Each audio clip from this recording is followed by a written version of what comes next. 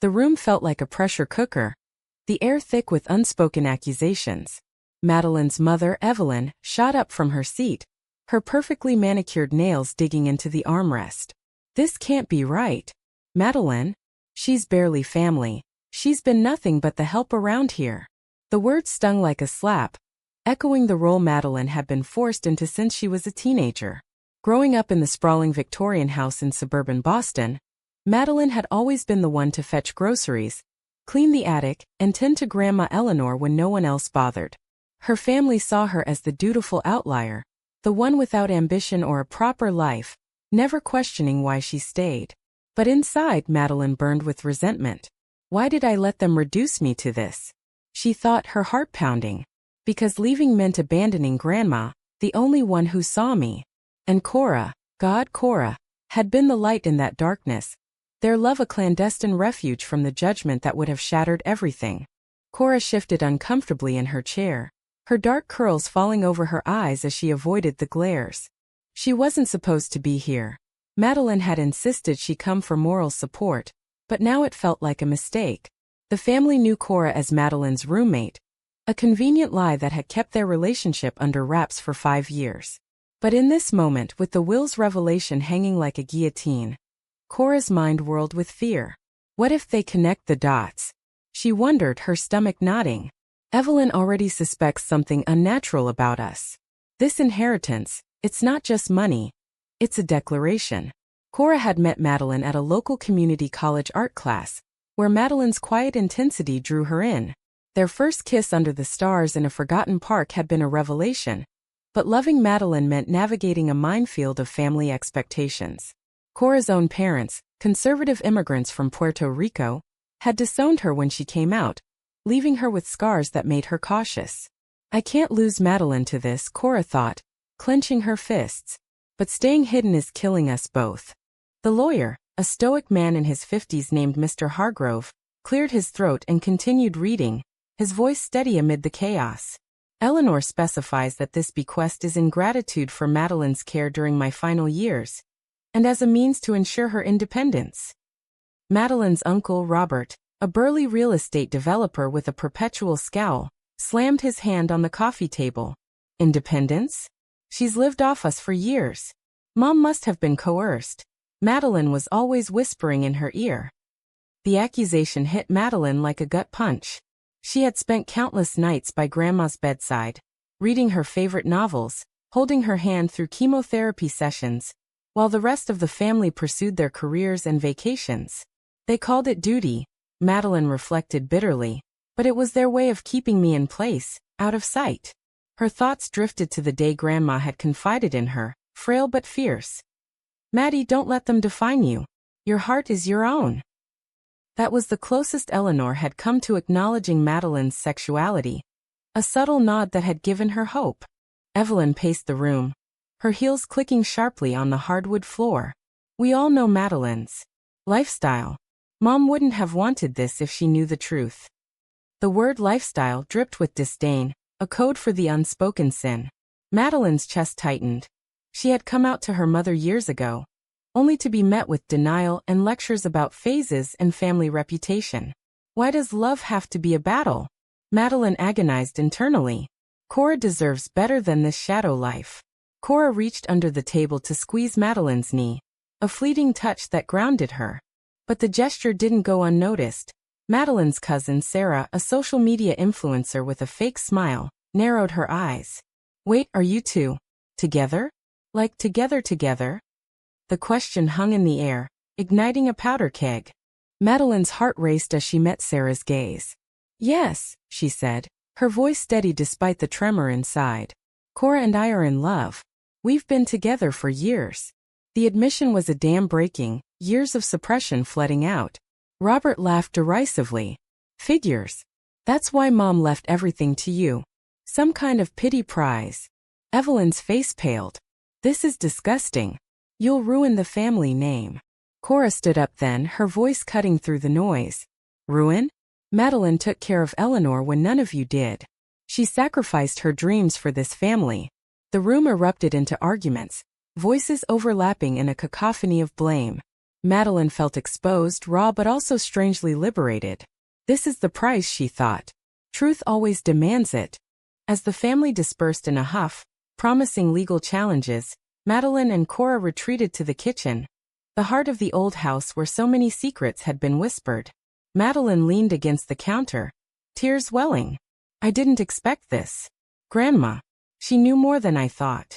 Cora wrapped her arms around her, their foreheads touching. She saw you, Maddie. Really saw you.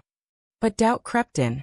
Cora's mind raced with worries about her own stability, her job as a graphic designer barely covering rent in their tiny apartment.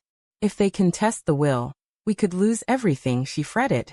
But fighting means dragging our love into court, under scrutiny. Madeline pulled back, determination hardening her features. We have to fight. For us, for what Grandma wanted.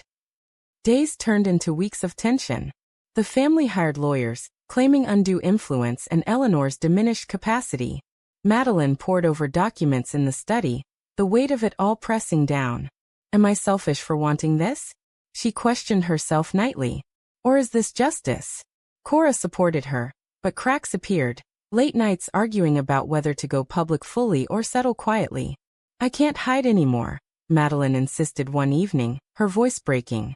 Hiding let them treat me like dirt. Cora sighed, her own past traumas resurfacing. I get it, but exposure could destroy us. My family already did. The conflict tore at them, each decision a potential betrayal. One afternoon, Sarah showed up unannounced, her influencer facade cracking. Madeline, I didn't know how bad it was. But contesting this, it's tearing us apart. Madeline eyed her warily. Is this genuine, or another manipulation? Sarah confessed her own struggles with identity, hinting at hidden feelings. Maybe Grandma knew we'd all need a wake-up call. The conversation planted seeds of doubt in Madeline. Perhaps reconciliation was possible, but at what cost to her integrity? As court dates loomed, Madeline discovered a letter from Grandma tucked in an old book. My dear Maddie, forgive them their blindness. Live your truth, no matter the storm. The words fueled her resolve, but the family's pressure mounted. Evelyn called daily, alternating between pleas and threats. Think of the scandal, she'd say. Madeline's inner turmoil peaked. Do I owe them forgiveness, or do I owe myself freedom? Cora, sensing the strain, suggested a break. Maybe we need space. The words felt like a knife. Madeline panicked. Is this the beginning of the end? Their love, once a sanctuary, now felt fragile under the weight of external forces. Yet, in that vulnerability, Madeline realized the depth of her commitment. No, she said firmly. We face this together. The hearing approached, a culmination of betrayals and revelations. Madeline stood in the courthouse, ready to defend not just the inheritance, but her right to exist authentically. Whatever happens, she thought, I've already won by choosing truth.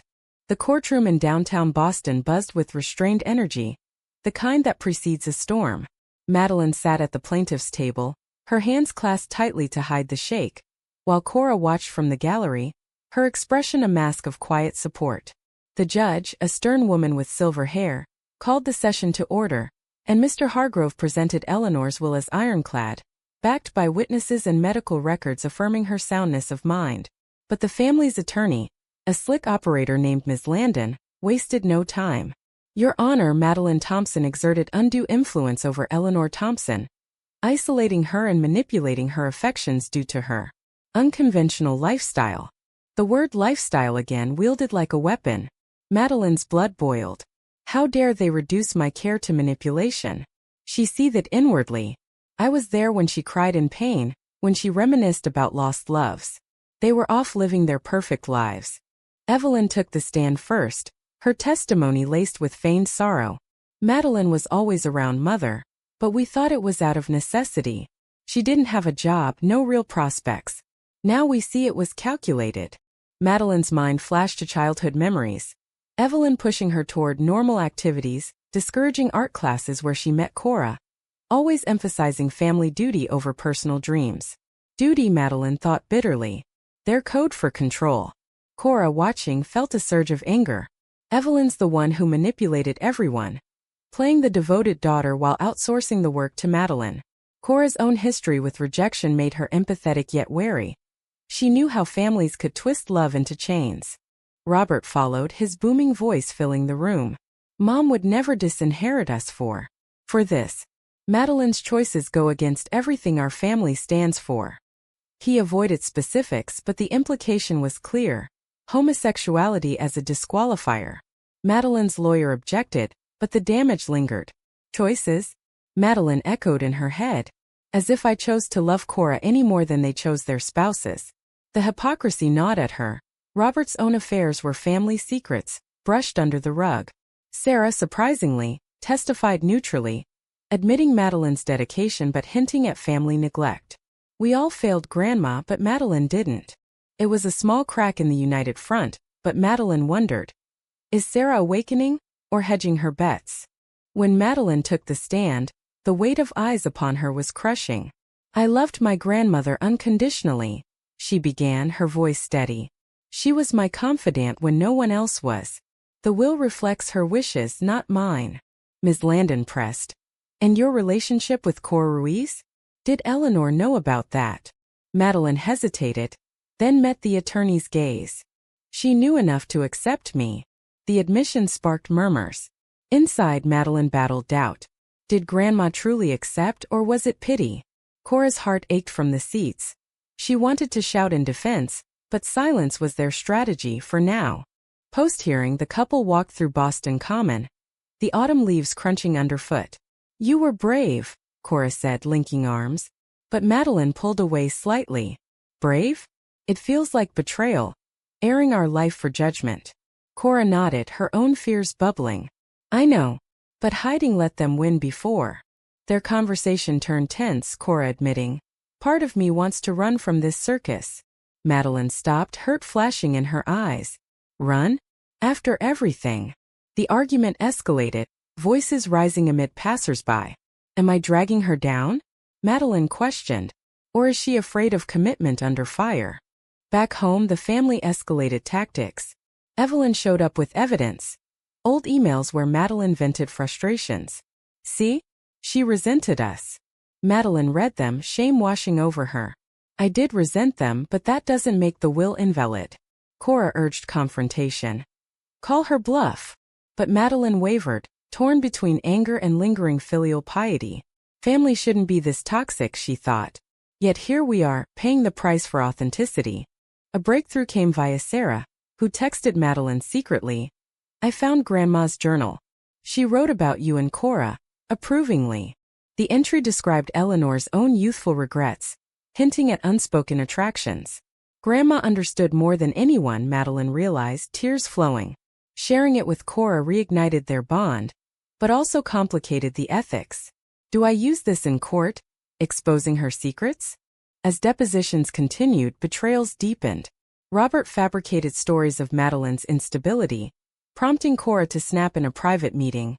You're the unstable one, cheating on Aunt Linda. The revelation stunned the room. An impulsive decision Cora regretted instantly. I betrayed trust for her, Cora agonized. But was it right? Madeline, grateful yet conflicted, pulled her aside. You didn't have to. Cora replied. For us, I'd do anything. Their kiss in the hallway was fervent, a reaffirmation amid chaos. The trial's midpoint brought a settlement offer. Split the estate, drop the lifestyle scrutiny. Madeline considered it, her inner voice screaming. Accepting means validating their bigotry. Cora advised rejection. Fight for what's yours. But the strain showed. Cora lost a client due to the publicity, her career suffering. Am I worth this sacrifice? Madeline wondered, guilt gnawing. In a pivotal moment, Madeline confronted Evelyn alone. Why can't you accept me? Evelyn broke down. Because it means I failed as a mother. The vulnerability cracked Madeline's armor. Hate stems from fear, she reflected. But does understanding mean forgiveness? As the case intensified, Madeline's resolve hardened. She prepared for the final arguments, knowing the outcome would redefine everything. Win or lose, she thought, the truth is out, and that's a victory. The second hearing dawned with heightened stakes. The courtroom packed with family, friends, and even local reporters sniffing a scandal. Madeline arrived early, her suit feeling like armor, while Cora sat closer this time, a visible show of solidarity. Mr. Hargrove opened strongly, presenting Eleanor's journal as evidence. After much internal debate, Madeline had agreed to its use, redacting personal parts. These entries show Eleanor's full awareness and approval of Madeline's life, he argued. Ms. Landon countered viciously. Journals can be forged or misinterpreted. This is a ploy. Madeline's pulse raced, exposing Grandma's innermost thoughts. Am I honoring her or exploiting? The moral quandary twisted inside her, a constant companion these days. Sarah surprised everyone by testifying voluntarily for Madeline. I read the journal too. Grandma wanted Madeline to have freedom we denied her. Robert glared daggers, but Sarah continued, her voice wavering. We've been hypocrites, ignoring our own flaws while judging hers. The admission sparked a family rift. Evelyn whispered furiously to Robert, their alliance fracturing. Cora watched, hope flickering. Sarah's turning point could be ours, she thought. But doubt lingered. Or is it a calculated move to salvage her image? Cora's own sacrifices weighed heavy. She turned down a job offer in New York to stay, questioning if loyalty was blinding her. On cross-examination, Ms. Landon grilled Madeline about her finances. You lived rent-free, jobless, dependent on the family. Motive for influence. Madeline responded calmly. I chose care over career because love demanded it. But internally she crumbled. They paint me as a leech, ignoring how they benefited from my labor. Memories flooded. Cooking holiday meals, managing Eleanor's meds, all while suppressing her art dreams. Cora, sensing her distress, passed a note. You're stronger than them. It bolstered her, but the toll on their relationship mounted. Nights filled with exhausted silences instead of intimacy. Post-session, a bombshell dropped. Robert's affair was leaked anonymously to the press, likely by a disgruntled associate. The family scrambled, Evelyn devastated. Madeline felt a pang of sympathy. Revenge feels hollow, she reflected. But it exposes their glass house. Cora, however, saw opportunity. Use this to show their hypocrisy. Madeline hesitated. Sinking to their level? The debate raged at home. Cora pushing for aggression. They've hurt you for years, Madeline snapped back. And hurting them fixes what? The argument ended in tears, both questioning their choices. Is pride destroying us? Cora wondered, recalling her disownment. Or will this break us? Evelyn called Madeline that night, voice broken. How could you let this happen? Madeline replied. I didn't, but maybe it's karma. The conversation unearthed buried pains. Evelyn admitting her own unfulfilled life. Married young to please her parents. I wanted better for you. Madeline softened. Better means accepting who I am. For the first time, vulnerability bridged the gap, but trust remained fragile. Can wounds this deep heal? Madeline pondered. Sarah visited next, confessing her bisexuality. Watching you fight inspired me. But I'm scared. Madeline hugged her, a tentative alliance forming. Fear kept me silent too long. Yet, betrayal loomed. Robert discovered Sarah's testimony and cut her off financially. Sarah wavered, torn between loyalty and truth. Family bonds are chains, Madeline thought. Breaking them costs everything. As the trial neared climax, Cora faced her own crisis.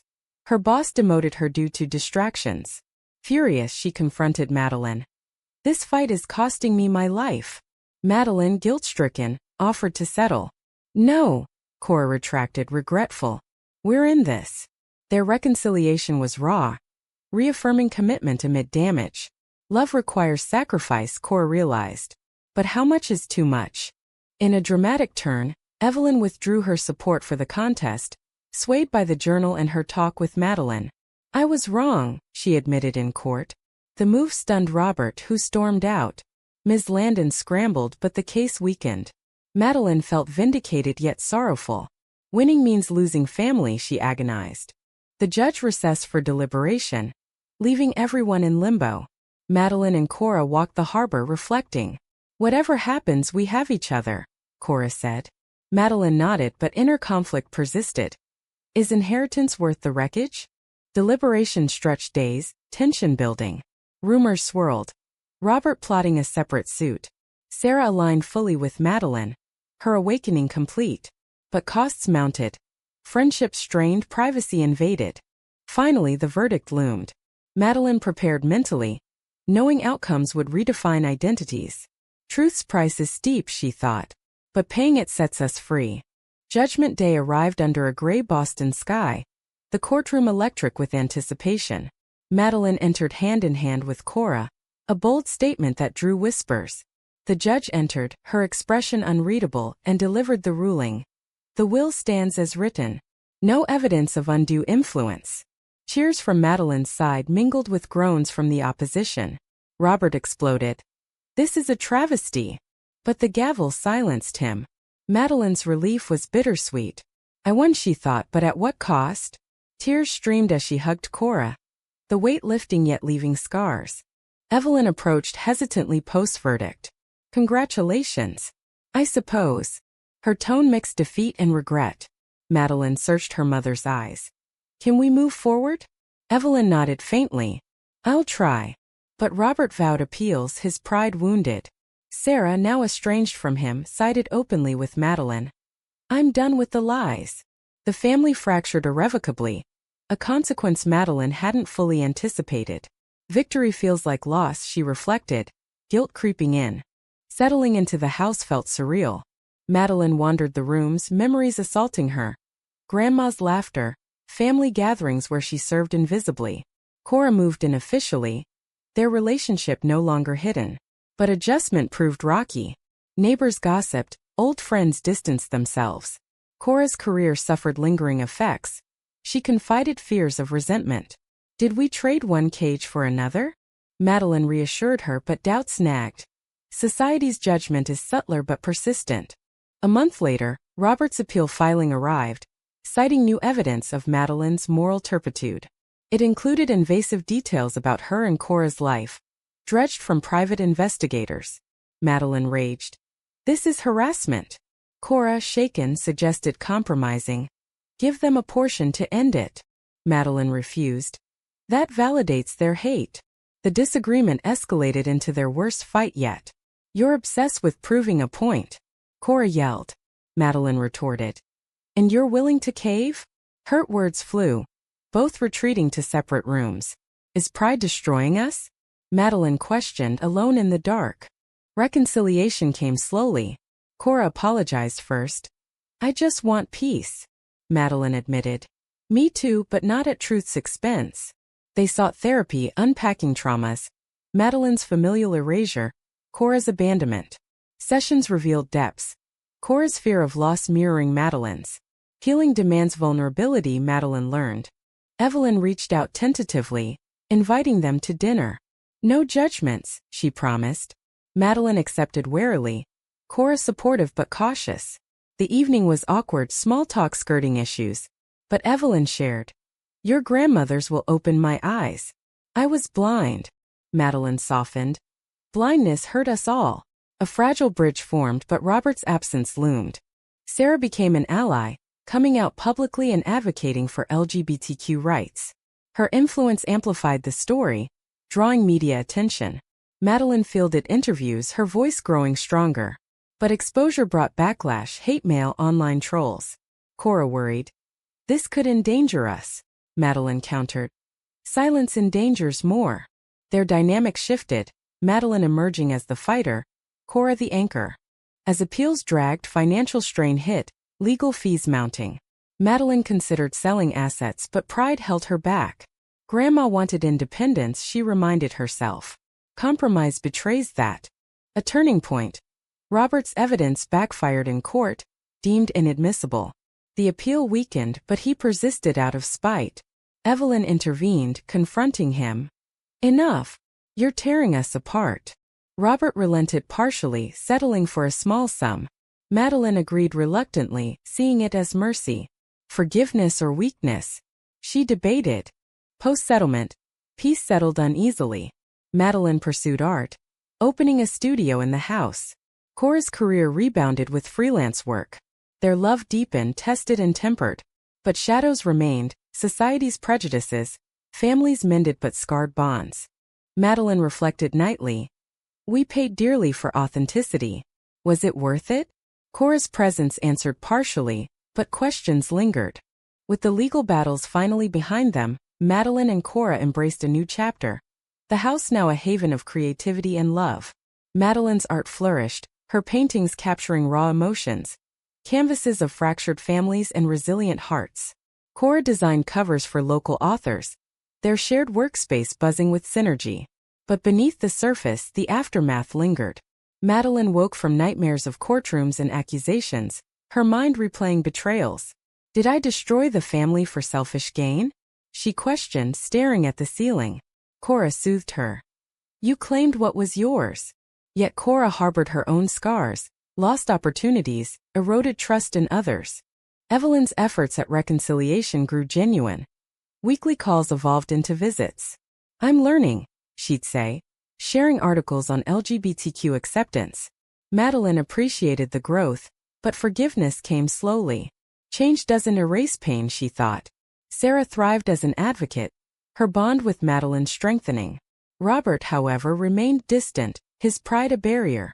Occasional terse emails hinted at resentment, a reminder of unfinished business.